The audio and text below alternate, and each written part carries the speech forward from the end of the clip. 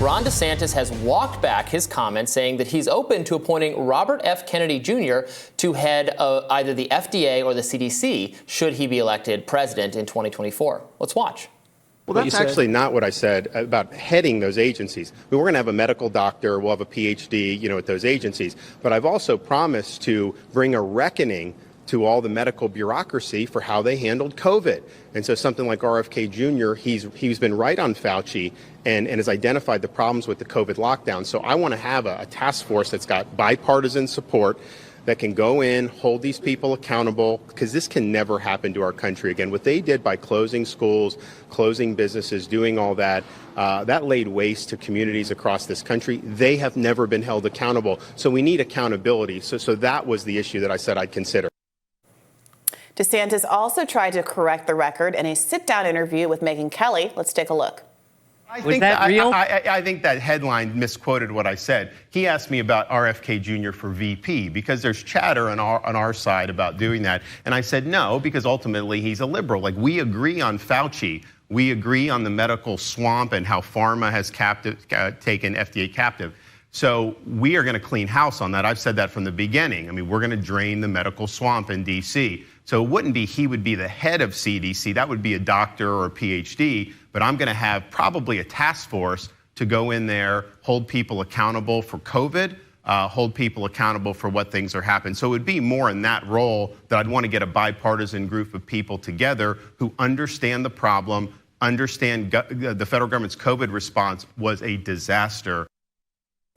So what do you attribute the walk back here? So he got a lot of criticism from conservatives on social media for saying this. Which kind of group of conservatives? Because there's so much ideological diversity within the party at what point? There is, but and I don't know how actual voters would feel about it. Maybe they would feel differently. But the blowback from basically all sides of the right was pretty. It didn't feel like an establishment versus anti-establishment blowback? Not really.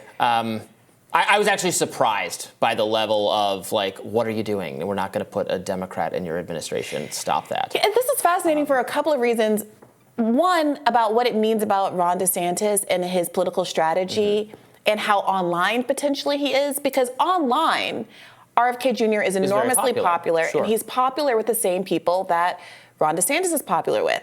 They both had these Twitter Spaces launch conversations. Yep. RFK Jr.'s wasn't a launch, but that world of big players, Elon Musk, David Sachs, who are big and influential on the internet and seem to be almost apolitical, super political, conservative leaning, but were once Democrats. There's a room in that sphere to hold both Ron DeSantis and RFK Jr. in the same place. But is he just basically pandering to what he thinks his online audience wants without being rooted in the real world? I think he was pandering every time he touched this from any angle. He was trying to pander to people who like RFK Jr., which, as you point out, there is some overlap.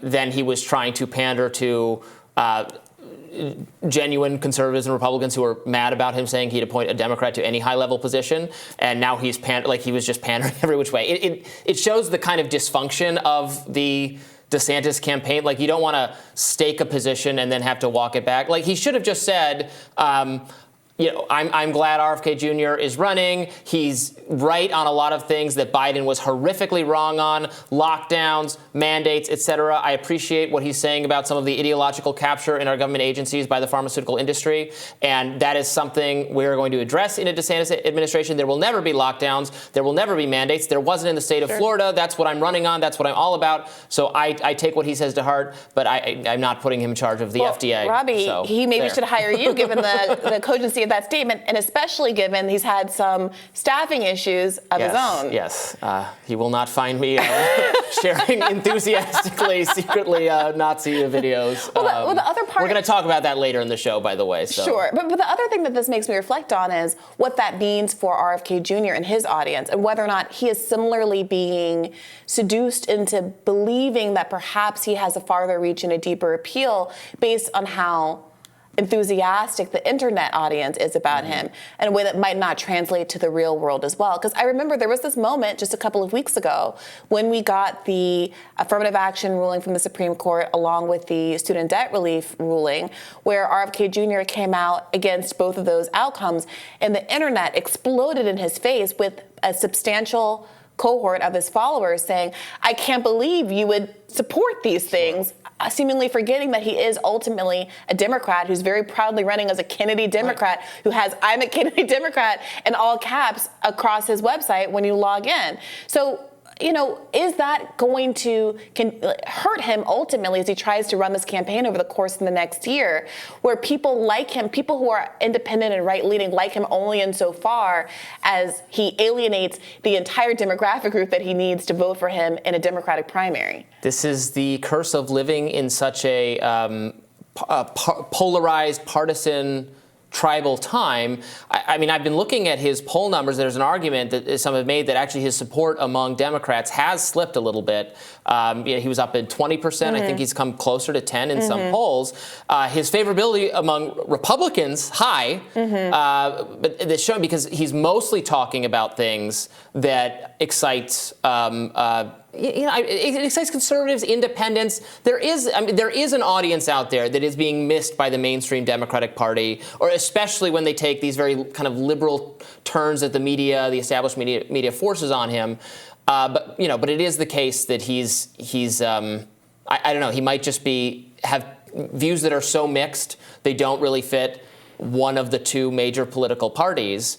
And these are times where so many people just vote for their guy. They vote for the R or the D. Yeah. Right? We're talking about a sliver of convertible people in a handful of states, which was decisive in 2016. Yeah. In 2016, there was a sliver of people that Trump could pick up that Hillary lost. We're talking about thousands of people in a couple states, and that made the difference. But 90% of people are voting R or D, basically, no matter who it is. Yeah. Well, the Lincoln Project's Rick Wilson hit out at DeSantis' alleged alliance with Kennedy as evidence of the lunacy taking over the GOP. Let's watch that. RFK Jr. represents this very powerful thread inside the Republican and conservative world these days, where they believe in conspiracy theories. They believe there's a deep state. They think Bill Gates wants 5G chips in your brain from the vaccines, all the lunacy and insanity and all the crazy stuff. So DeSantis embracing RFK Jr. was very much on brand for somebody who's desperately trying to find a foothold in the mountain of complete insanity and lunacy that defines the base of the Republican Party. I wonder if he said insanity and lunacy enough times. I mean, this is why people, certainly there are people watching that show that believe that. A lot of other people tune out that criticism because, the mainstream, the forces we're discussing, the mainstream Democratic Party, media allies, expert intelligence and health commentators on that network have gotten tons of things wrong, have said this was a conspiracy if you believe this, and then it turns out there's some legitimacy to it, whether we're talking about the laptop or where COVID came from or the weapons of mass destruction. Right, exactly. Yeah. So some people have said, and the difficulty is sometimes Republicans or other people believe crazy things that do that are just crazy. And sometimes they're a little crazy, but there's something there. And sometimes actually the crazy thing was totally right all along, and the people who shamed you for it are fools and idiots. And sometimes they were just wrong, and sometimes they're being paid off, or they're trying to cover their own reason. There's more stuff every day with proximal origins, digging deeper into the Slack messages and private messages, where these scientists absolutely think. It range in view from thinking it was a lab leak to, at the very least, that it could have been a lab leak. Right. And it's basically covered up by Nature magazine because they don't like that conclusion. Right. And all the researchers can breathe a little bit easier if it's just ruled out. Yeah, for sure. I mean, look, Rick Wilson and the Lincoln Project probably represent the narrowest possible band of political interest in the United States. They have no consistency. It's just Joy and Reid. It's Republicans who are liberals. And Joy Reid. He is the lifeblood to MSNBC's leadership. It's not clear that he's even lifeblood to the MSNBC audience. Because who wants this? Democrats don't actually want Republicans running their lives the same way Republicans don't actually want a Democrat like RFK Jr. on a VP ticket or running the CDC.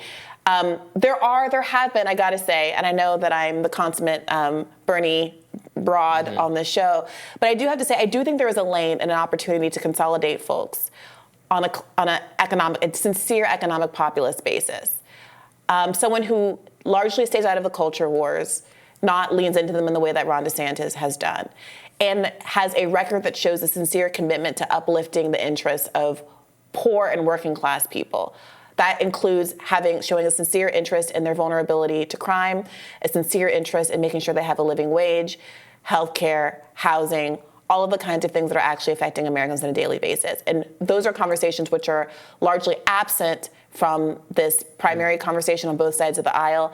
I would say people like Cornel West and Marianne Williamson are talking about them, but they're being largely marginalized. And maybe there is some purpose to that obvious field of coalition building is being ignored by all of these candidates in a corporate world and corporate media that has much, I think, more significant investment in maintaining an economic status quo, but hitting on these other issues which are very galvanizing, including cultural stuff that we've seen play out so far. So be interested to see if anybody ever fills that populist lane. Until then, we have more Rising after this. Please stay with us.